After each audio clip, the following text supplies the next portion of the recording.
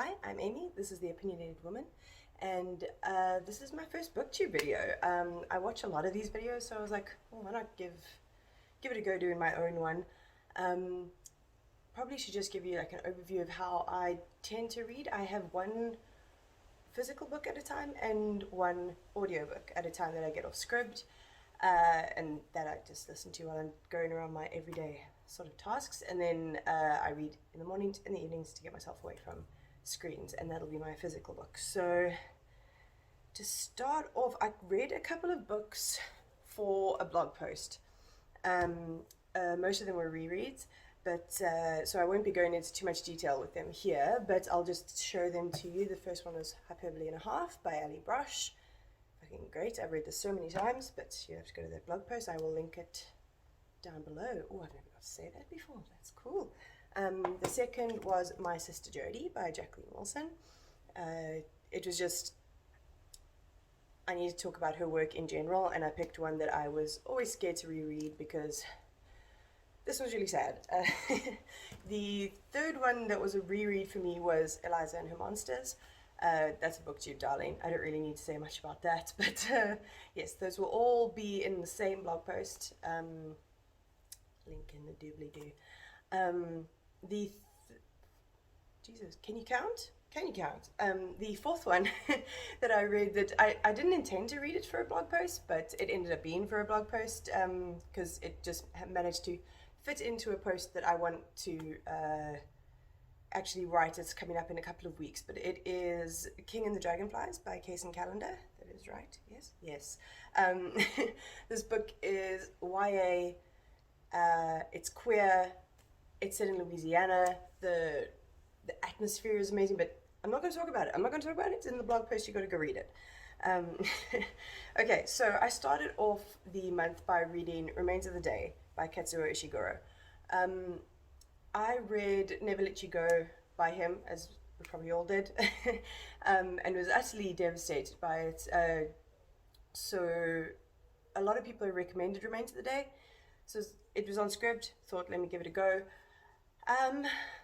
It's very quiet. It's very, very quiet. I know it's a classic, like maybe talking about it is completely redundant by now, but it's very much a character study, and I enjoy books like that. I can totally just read a book that is about people and about relationships and, you know, things like that. So I didn't mind it.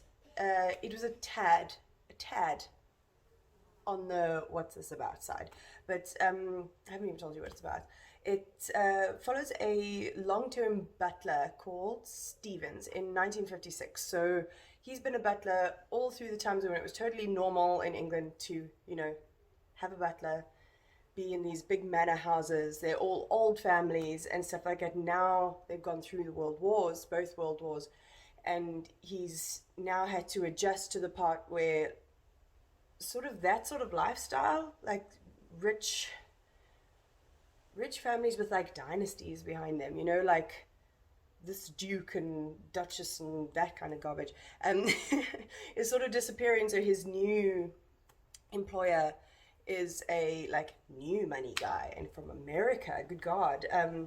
So it just follows him going on a trip in his employer's fancy car, and the things and the memories that he brings up from there.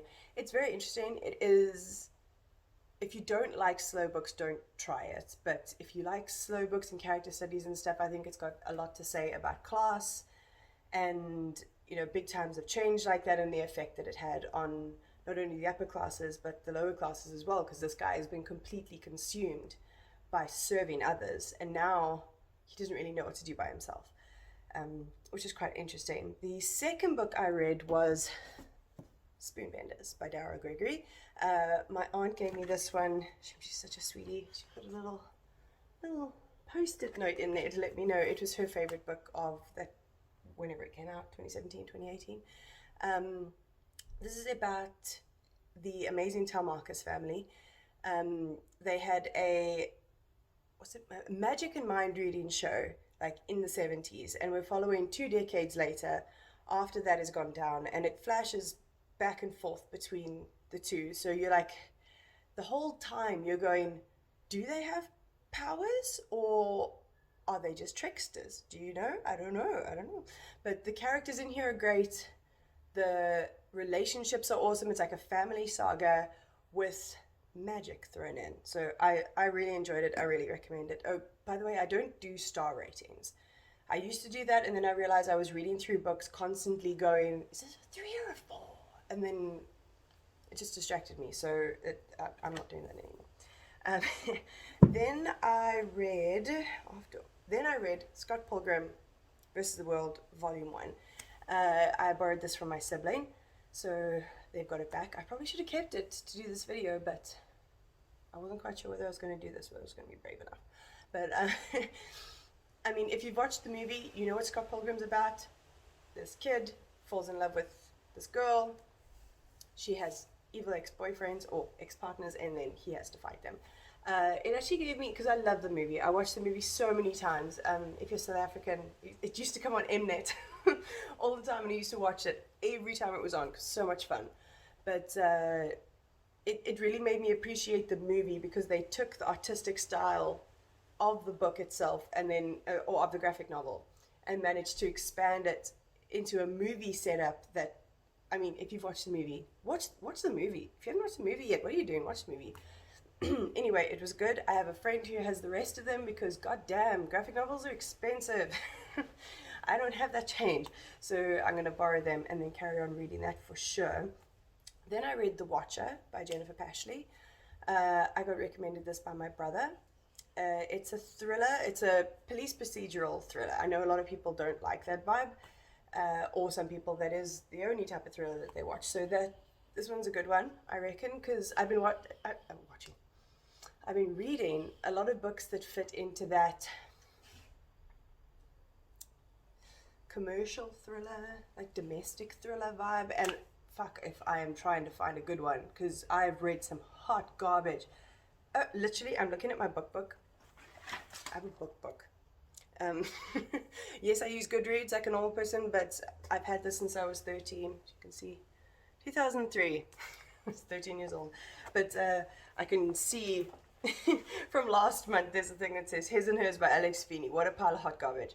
As an example. So this one I really enjoyed, the fact that I didn't see it coming. I didn't quite know what was happening. So it follows a disgraced police detective called Kateri Fisher, who she's a little bit of an unreliable narrator, but at the same time she's a detective, which I quite like, because I mean, the unreliable female narrator, that's a thing people do like on a constant basis, and it gets a little bit old. But with her, I think it was good, and we also didn't only see her perspective. We saw Shannon Jenkins. So this whole thing, I'm doing this ass backwards. I'm new. I'm very sorry. So Kateri is trying to investigate a missing person, Pearl Jenkins, and they find a child in her house, locked up in a closet. And they take the child to the hospital, and then the child disappears. So they're trying to find out what happened to Pearl and what happened to the kid, who the hell this kid is. And then the second narration comes from her son, Shannon. And there's a character that goes between both perspectives. And from one perspective, he looks great, like a nice guy, like you're totally there for it. And then from the other perspective, you're like, oh, he doesn't seem so good. I don't like him. So it was interesting playing that off, because it made me question where the hell the story was going. So the fact that I didn't guess, or that it didn't make its misdirections really obvious, like that Alice Feeney book that I was talking about, all of her like misdirections were so clunky and obvious. So I appreciated that The Watcher didn't do that. So that definitely was a plus for it.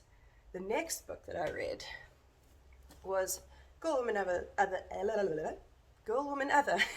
by Bernadine Evaristo. I mean, do I really need to tell you about this book? It was shortlisted for the Women's Prize. Did she end up co-winning that, or was that the Booker? I know she co-won the one prize with Margaret Atwood. I think that was the Booker. Anyway, look how beautiful this copy is. Good God. It's got... scared my dogs with it. Rockstar. Hugo. The next book I read. Okay, so this follows 12. Is it 12? I wrote this down. 12 characters of different races. There's all but one of them are women, and it follows characters like it follows immigrants. It follows the first generation of immigrants. Like they all like they've been in the UK. Sometimes they've been in the US, and they're all intermingled somehow. And it's just each chapter is a different person, and it's really difficult for me to just like all of a sudden just be like, this book is about, it's about an experience. It's about different experiences of different generations, and the cultural effect it has on people, the expectations of immigrant parents of their children still acting like their culture even though they've never experienced it. It's really interesting. It's really good. It's worth all the hype. Read Bernadine Evaristo. Then the next one I read was Diary of a Bookseller by Shaun Bythell. I found this in a bookshop and I put it on my Goodreads because the thing is, what I like to do with my recommendations is I get a recommendation from somebody or from Booktube or from a bookshop, and I just write it down and then forget what it's about, like completely. So I saw this in a bookshop and I was like, that sounds sick. Diary of a Bookseller sounds amazing. Let's do it. And then Jen Campbell was talking about it because she's friends with Shaun Bythell. She actually is mentioned in the book. If you don't know who Jen Campbell is, you don't watch a lot of Booktube, do you? What's my hair doing? Oh, it looks fine. So it's basically just him diarizing the life of him owning a bookshop called The Bookshop in Wigtown in Scotland. And he is such a grumpy old bastard. It is awesome.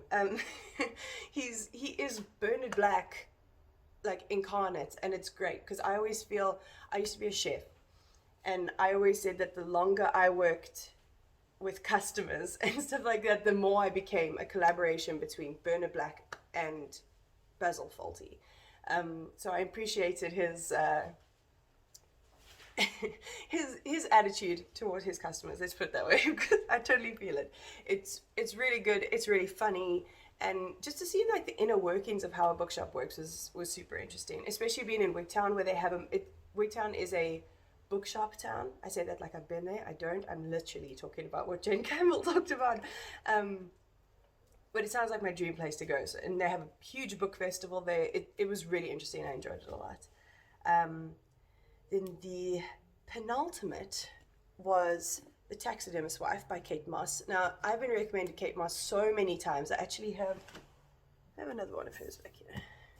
They're like Chonkster, but I like Chonksters. But we're not talking about this today because I'm ready yet. This one, Taxidermist Daughter. So this one, a lot of Kate Mosse's books apparently have dual perspectives. So like in the future and in the past. But this one is all set in, I wrote this down also, 1912. And we follow Constantia Gifford, who is a taxidermist daughter. They used to have a taxidermy museum.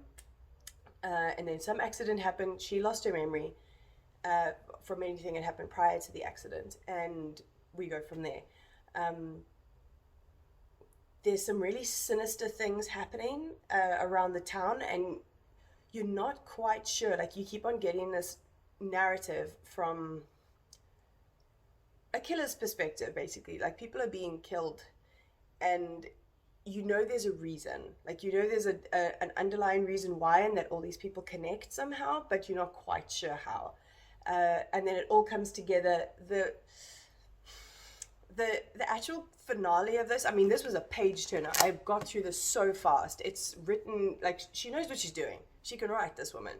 The trope at the end, I'm really not a fan of, and like, for me personally, it's like quite insulting. But as a book in general, I really enjoyed it, and it's not going to stop me reading more of hers. Just, I would like for that trope to be dead and buried, but if I tell you the trope, it's going to spoil it, so I'm not going to tell you. the final book that I read this month, I can't remember how many books I read this month, count, um, was After Me Comes the Flood by Sarah Perry. I'd had this one saved on script because Sarah Perry is an author that I hear talked about. I've also saved The Essex Serpent. I don't know what made me start with After Me Comes the Flood, because I don't actually know anything about it. Well, most of the books I don't know anything about. But I think I was mixing her up with Sarah Moss, because everybody was like, everything Sarah Moss has written is amazing. So, because I know Sarah Perry has had some, like, people loved The Essex Serpent, people hated it, a lot of people didn't like Melmoth, or a lot of people did. I could not tell you what this book is about.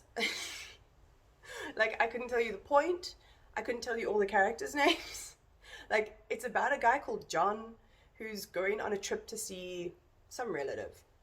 And he runs out of petrol, and he goes and knocks on this door, and they're like, oh, we've been expecting you. And it turns out it's just a completely different John. And then the story goes from there. I say the story goes from there. I don't know what happened. Like, I still got no idea what was the point of this, how this happened, who these people were. Like, I thought I was paying attention, but apparently not. It really confused me. It really confused me, but I do like the way she writes, so I'm definitely going to give The Essex Serpent a go. It's on script anyway, so that's going to be easy. But with that, those are all the books that I read in October. I hope this went well. Let's watch it back now and see. But if you have read any of these, let me know what you think down below. I will link that blog.